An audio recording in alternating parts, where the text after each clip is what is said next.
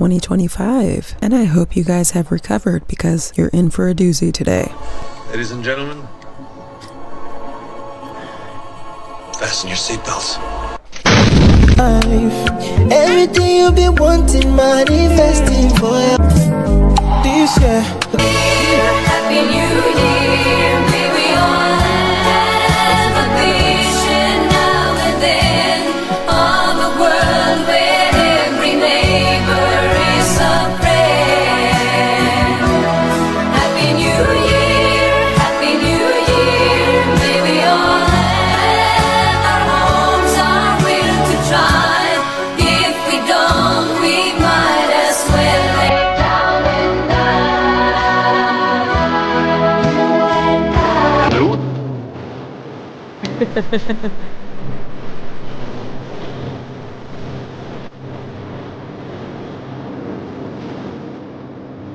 Like, nuts.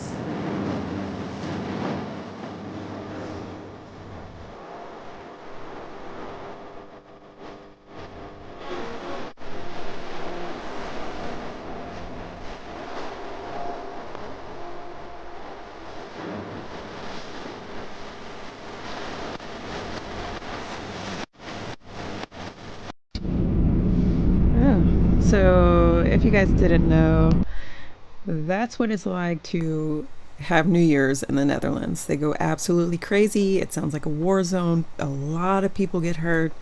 I wouldn't recommend setting off your own fireworks. Okay? Now what's going on here? He's counting the bees. Fuck, he's just beautiful. I'm getting stung. Wow.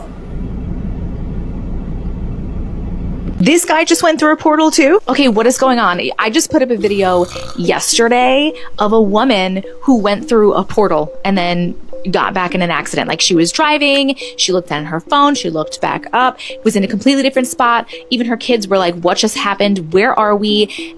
Crazy stuff. Then some people in that video comments were saying like, hey, there was a guy, this just happened to a guy too. We're gonna tag you in it. And so a bunch of people did tag me in it. And this is the guy. I'm gonna play you his video in a second so you can listen to the story. But like, what is happening? This woman's video that I did yesterday, that video that she posted was 5 days ago.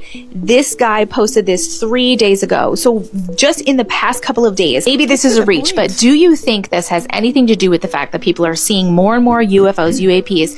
There's supposed to be this battle in the sky. We've confirmed again that there's aliens and people are seeing more and more stuff. Do we think this has anything to do with that? Do we think there's so many people saying timelines have been collapsing? Did you see the friggin' Schumann resonance thing the other day with the brrts in there? People are saying that was like timelines collapsing. There's like, I don't know what's going on, but I'm gonna play this guy's video for you too, because this guy legitimately is terrified. Like, you can see he is terrified that this happened to him. And I mean, I would be too. It's crazy. Actually, honestly, I think I might be more excited than terrified because I read about these things all the time and I watch the videos. And I feel like if something happened to me like that, I'd be like, oh my God, that's so cool. But also, can I go home, please? Okay, watch this guy's video, but let me know what you guys think in the comments. Like, why do you think this is happening everywhere? I am going crazy. I don't know if I just went through like a different dimension or went through a time loop or what the fuck just happened. Or maybe I had a stroke while driving. I don't fucking know. I live one town over from where I work. So it takes me about 25-30 minutes to get home. All I remember was getting on the fucking highway. My husband texts me. I look down. I text him back real fast. I look back up. And I'm no longer on the highway. Somehow I'm in the town that I live in. And I'm on this random ass fucking road that I never drive on. It's literally a fucking road that leads behind my company buildings. This road, people don't drive on this road, but I'm in the town that I live in. I have made it in the town. I'm 5 minutes from my house. And when I got here, it was only 5:14. There is no possible way for me to get from my job to where I live in 14 minutes. Okay.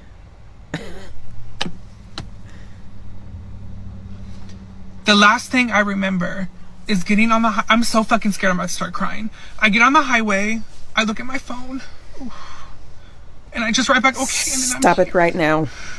And I'm not like crying because I'm just crying because I'm scared. That shit scared the fuck out of me. Of what? Like, what crosses my mind is like, do I just not remember driving? But there's no fucking people zone out. guy in here. Anyway, that scares me. Has anybody ever experienced that? What's a conspiracy theory that you 1,000% believe in? The reason why women's fashion have little to no pockets in their clothing is due to the fact that the fashion industry would lose money from bag and purse sales. Oh. This is simultaneously the creepiest and the funniest site I found on the dark web. So the site is called Get Gnomed, and they claim to be the best gnoming service on the dark web. Apparently they have competitors, but so I did not know what gnoming was before today. Me either. But apparently it's when you cover someone's house with garden gnomes, and they offer something called like curse gnomes, which are filled with animal waste in order to attract lots of pests. What's really creepy is they will do the inside of people's house as well, regardless, they say, of like security measures. Also, they offer something called like gnome haunting, which is apparently when the people remove a gnome, it will then be replaced with like 2 gnomes. Personally, What's going on?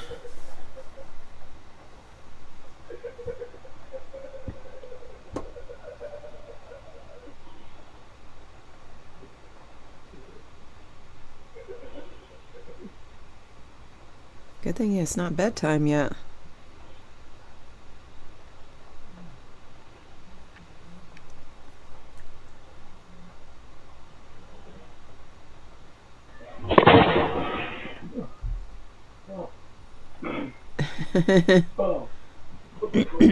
Wait a minute, he was sleeping with the Bible and a cross on his chest?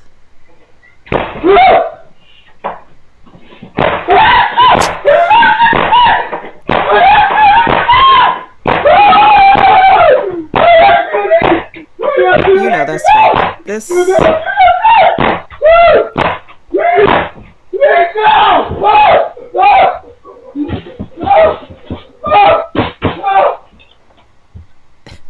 Oh my goodness. Say what now? Your mom's favorite rabbit? What was that?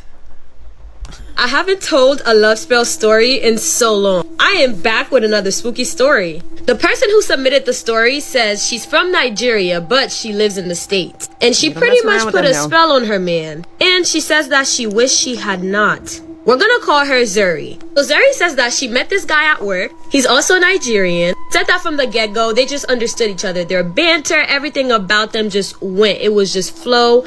It was easy. And they started off as friends, and eventually their friendship progressed to a little bit more. We're gonna call the guy Charles. She says that she knew everything about Charles, or so she thought she did. And they were each other's best friends, and now they get to explore this new romantic side of their relationship. They started to get very serious quite fast, actually. Charles would come over often. He would often stay the night, sometimes drop her off to work. And Zuri did find it weird that he never invited her over. At this point, they're 6 months into their relationship. He's been coming to her house a lot, but she's never been to his sides. She also never met his friends, as, you know, he started meeting some of her friends. And at this point, Zuri starts to feel like maybe Charles is hiding something. One day, she went through his phone, and Lord and behold, she found out that Charles not only was married, but also had children, and he lived with them.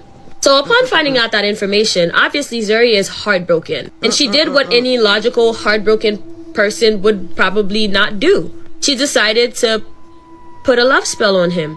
She said their relationship went on to be absolutely amazing for the next few months. Zuri said she never confronted him about the family. She never said anything. She literally just went to somebody. They told her what to do. She did exactly what she was told, and she just waited. And fair enough, she noticed an immediate shift within their relationship, as he wanted to be around her more, and he even wanted to go as far as moving in with her. Every thought that he had was of her. Even when he went to hang out with his friends, he was constantly talking about her. The man became so one-track minded that he forgot about his previous family altogether.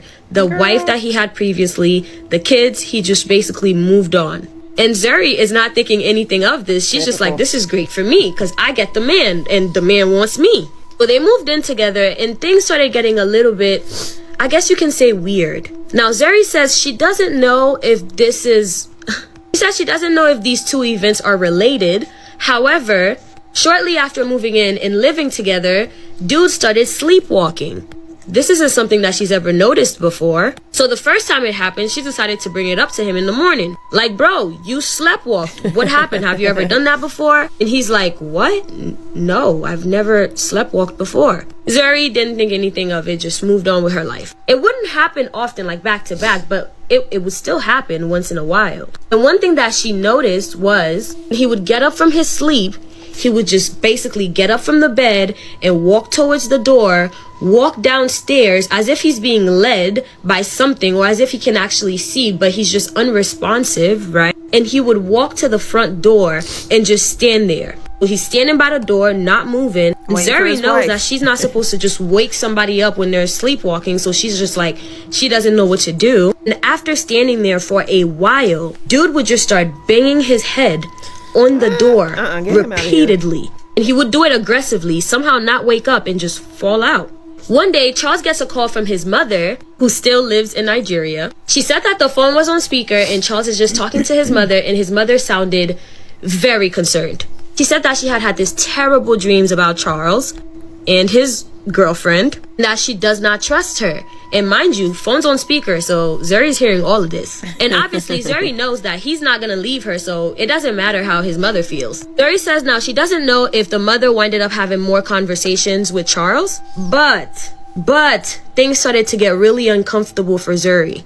She started to have nightmares, and her nightmares were constant every single night. She was being chased by a She was being chased every night by this horrifying old black lady with a long tongue that was that of a snake, chasing her every single night, whether she prayed or not. She said every single night she felt like the snake was getting closer and closer and closer to her, until eventually one night she had a dream that the snake bit her. She woke up from her dream. To clarify, it was an old woman in all black with the mouth of a snake, a very long tongue. She woke up after being bit, and now every single day she is experiencing a new level of health issues. It started with nosebleeds, then it led to nose and eyes and mouth and ears bleeding out of every hole on the face. And during this time, weirdly, Charles starts to distance himself from her, and she starts to feel betrayed because why are you leaving her when she's sick? Eventually, Charles cut himself loose. He moved out and moved back in with his old family, and now she still suffers from health issues. She says now she knows she probably has to go to a voodoo priest or something, but she also has no will to live after Charles left.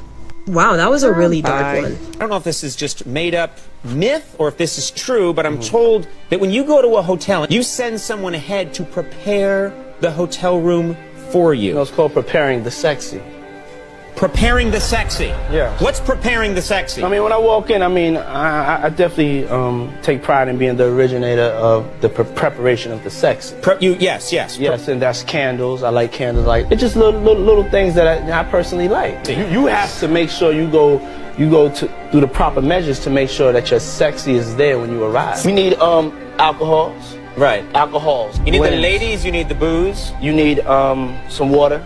A lot of ladies drink water at parties. They just, so you have, if you don't have what they need, they're gonna leave. Right. Gotta keep them there. Right. You need locks on the doors. Right. Gotta keep them there. Right. You need locks on the doors. Okay, this is sounding kind of dangerous now. It's a little kinky, but yeah. There are so many witnesses.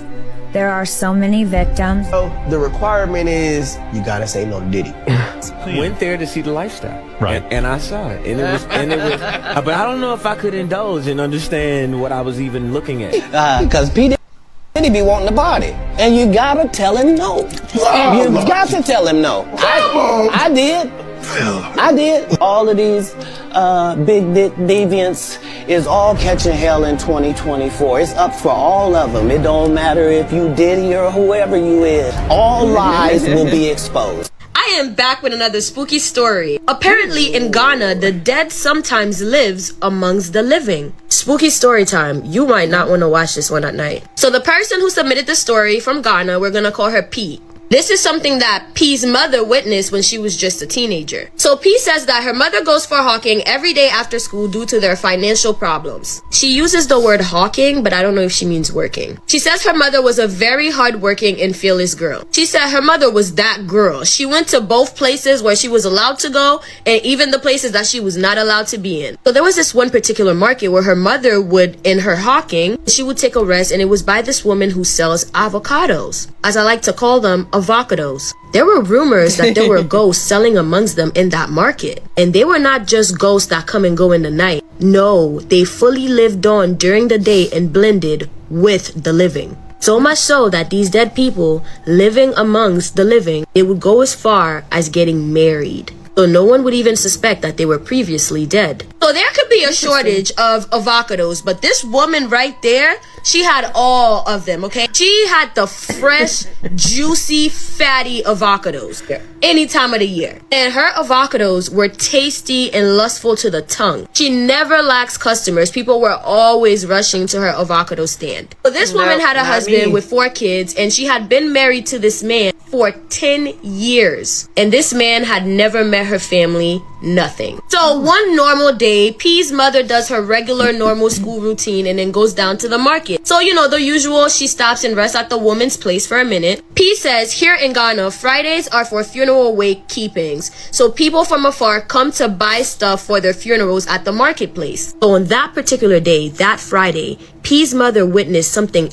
absolutely horrifying. What she saw was definitely not in her bingo cards that year. So her mom was helping this woman sell her avocados because she could see in front of her there was this large crowd of people, and this poor woman was getting overwhelmed selling all the avocados by herself. So as P's mother is helping her sell the avocados, these 3 women approached the stand. So these 3 women actually came to the marketplace to buy some stuff for a funeral, but they winded up getting attracted by the crowd of people rushing to this one particular avocado stand. So these 3 women waited their turn behind the crowd, and when they approached the table, they saw the woman selling the avocado. And boy, I don't think that was in anybody's bingo cards that year. Because the woman selling the avocados was someone they knew from their village. The village that they just came from. And when they mentioned her name, in front of everybody, the 3 women and the mother and anybody else who was there, the avocado woman literally vanishes into thin air. She left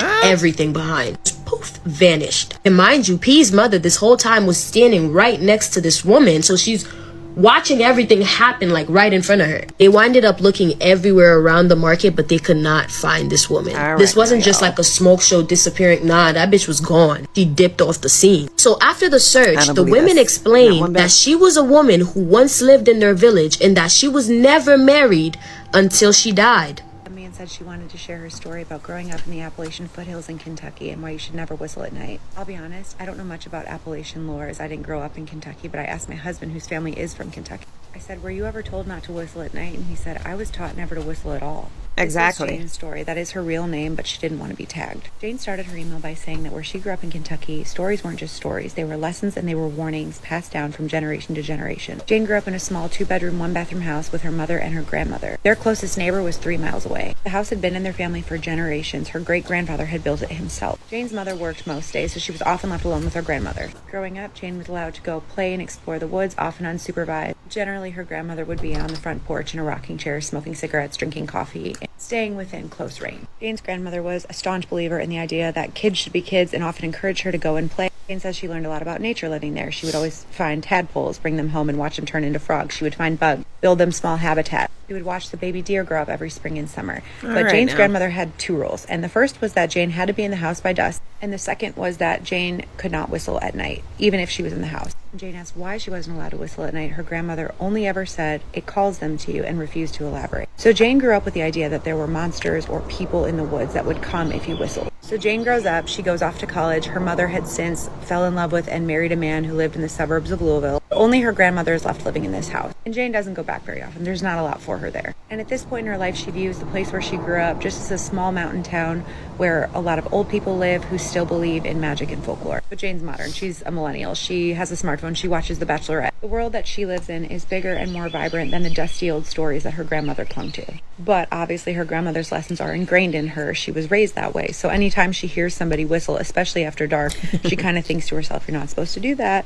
But of course she never says anything. She doesn't want to be weird. When she's a junior in college, she's going back to her grandmother's house for Christmas. Her mother and her mother's new husband are also going to be there. She drives a day early to go stay with her grandmother. Her grandmother is older. She's getting sick. Jane doesn't know how much time she's going to have left with her. Before she gets to the house, she stops at the general store in the last town to get a Red Bull and some snacks before taking the long twisty road to her grandmother's house. She pulls up the long driveway, parks her car, and as she gets out, for some reason she's just struck with the urge to whistle. She says she doesn't know what it was. Something about being there just gave her the urge. The sun was about set, but it wasn't completely dark, and she lets out this long, high-pitched whistle. She says she stopped and looked around because she half expected something to happen, but nothing did. All she heard was the wind through the trees. So she goes up, knocks on the door, and her grandmother answers. Her grandmother welcomes her in, asks her if she wants some tea, and the two go out to the front porch where they had spent so much time when Jane was growing up. They're sitting there for about an hour, and there's a break in conversation when Jane notices something is off. She says there was no wind, the air was completely still. Keep in mind, it's December, but it's a relatively warm night in December. All the trees are barren, no leaves, nothing moving, complete stillness. And then they hear a whistle in the woods.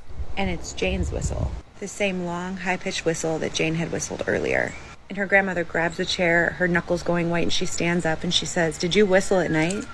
And Jane starts stammering because this actually scares her. And she's like, "Well, I did when I got here, but it wasn't quite dark, and I didn't think anything was going to happen." Grandmother's like, "We have to go inside right now." The two go inside where there's a fire going, and they hear the whistle again, but it's closer this time. Her grandmother's sitting in the chair close to the fire, and she's like, "Why did you do that? I told you never to whistle at night." And Jane still doesn't entirely know what's going on, so she just says, "Well, who is it? Who's whistling?" And her grandmother just says, "We don't know, but you called them and now they're here." Her grandmother reassures her that they're going to be safe as long as they stay inside when there's a pounding at the door. The pounding at the door startled Jane, so she jumps up, and then she realizes that it's probably just her mother and her husband, so she goes over to answer it, and her grandmother just looks at her and she says, "What are you doing?" And Jane says, "Is Mom coming early?" And her grandmother says, Wait, I mean, first of all, she's talking way too much, but what I noticed, can you guys see it? She has like 2 different color eyebrows. Am I going crazy? All right. No. She tells her to come sit back down, so she does, and then it's gone. Jane says she has absolutely no explanation. She does not know what it was, but thinking about the experience still terrifies her. And her grandmother has sadly since passed away, and Jane inherited the house, but she says she still has not gone back there. She doesn't know if she ever will, and she's not sure what she's going to do with the house. If you're from the foothills of Kentucky or the Appalachia area in general, please comment and let Jane know what you think she experienced. She will be seeing these comments. And keep sending me your spooky, scary stories. You can DM them to me on my profile page, or my email is also in my bio. I will keep adding those stories to this playlist. Do good, stay bad. Oh, you see this?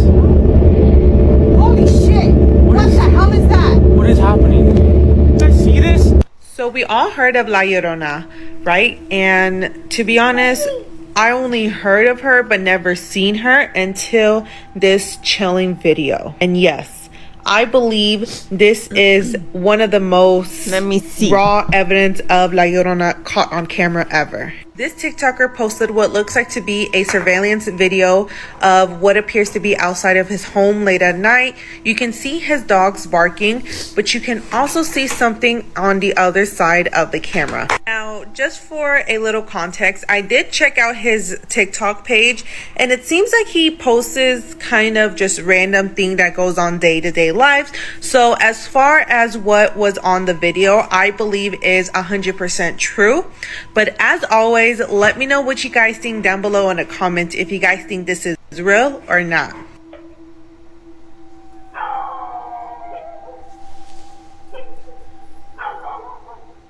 Y'all see something? What is what? It looks like a person walking. Okay.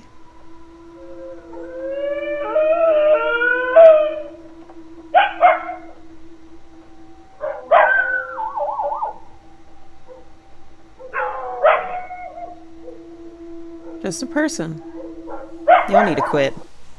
Me and the boys, after going to Turkey to get leg lengthening surgery, yeah, so this is a thing people are doing now. They're going to Turkey to get their legs lengthened, but it doesn't change the size of your arms, guys. Okay, wait a minute. So what's going to happen to those guys? You know, like how everybody's going to Turkey to get their teeth done, and then 6 to 9 months later, they're popping off? What's going to happen with those legs? Anyways, if you like this video, please let me know in the comments below, and I will see you in the next one.